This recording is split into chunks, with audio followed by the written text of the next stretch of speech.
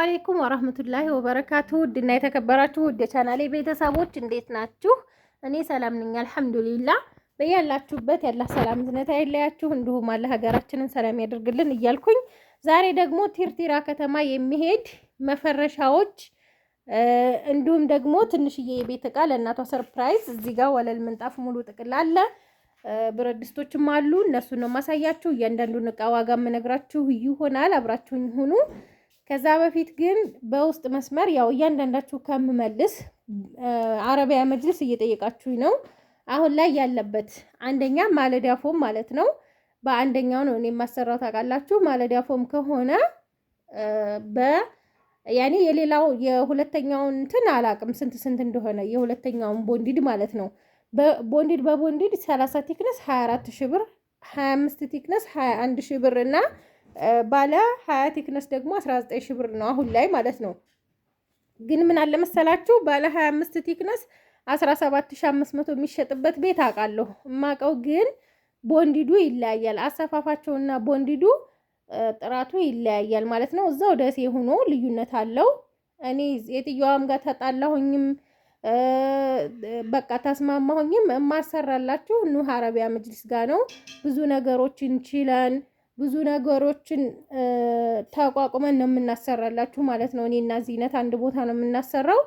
ጨርቅ የለም ስትለን ከውጭ እየገዛን እሷ እንኳን አላመጣም ካለች ማለት ነው በቃ እና እንደየቦንድዱ ይለያያል ልላችሁ ፈልጌ ነው። የሚቀንስ አለ ባለ 25 ቲክነስ 17500 ብር የሚሸጥበት ቤት አውቃለሁ በጥቅሉ ማለት ነው። ያ ማለት ልዩነቱን ቦንድዱ ምን ያህል ጥራት አለውና ሙያቸው ምን ያክል ነው የሚለውን አስቡት ማለት ነው። እናንተ ያው ባልነግራችሁም ይገባችኋል ብዬ አስባለሁ። አሁን ለምሳሌ ይሄ ፍራሽ ልብስ ቅናሽ የሚሸጥበት ቦታ ይኖራል። ጨርቅነቱ ሳይሆን አሰፋፉ ሜትር የሚያወጡለት ይቀንሱለታል። ያንን ነገር ነው የምታስቡት ማለት ነው።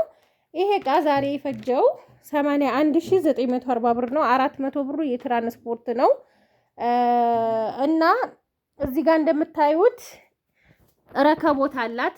ረከቦት የጅማ ረከቦት ጠቆር ብሎ በጣም የሚያምር ቆንጆ ጽድት ያለ የጅማ ረከቦት አላት ማለት ነው። 1800 ብር ነው የገዛሁት። ሀገረኛ ሲኒ ደግሞ አንድ ደርዘን በ600 ብር፣ ግማሽ ደርዘን ደግሞ የሀገረኛ ሲኒ ሰርቪስ አላት ማለት ነው። ሰርቪሱ 140 ብር ነው ግማሹን ደርዘን የገዛሁት። ሲኒ ግን ግማሽ ደርዘን ታዙኛላችሁ።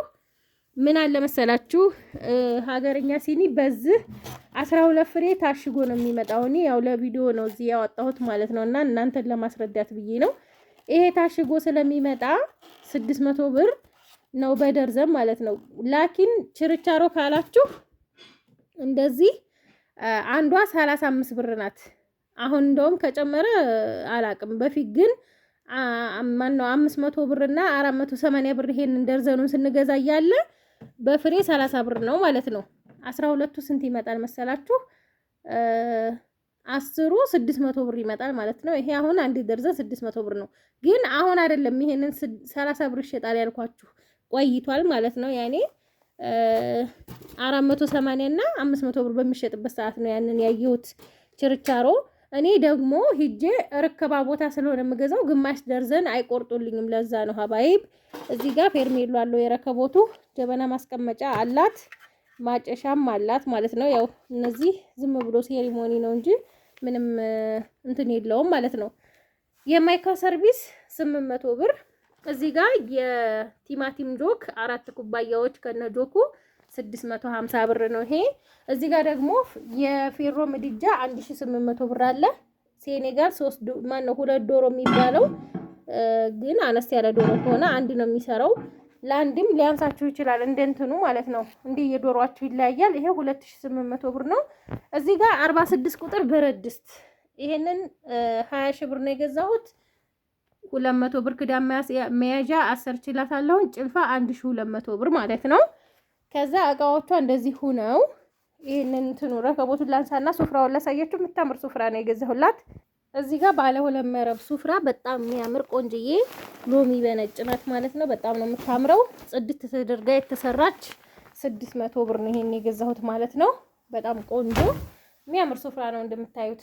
ከዛ የፍራሽ ልብስና የትራስ ልብስ 12 የትራስ ልብስ ነው ያሰራሁት።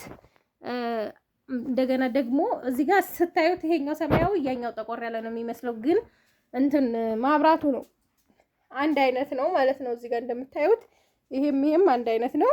የሚያምር ቆንጆ ዲዛይን ነው ያለው። አንድ ትራስ ልብስ 610 ብር ነው።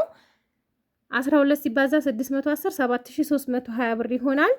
አራት የፍራሽ ልብስ ደግሞ 2180 4 ሲባዛ 2180 ብር 8720 ብር ነው ማለት ነው። ሌላው ትራስ ልብሱና ፍራሽ ልብሱ 4 የፍራሽና 12 ትራስ ነው።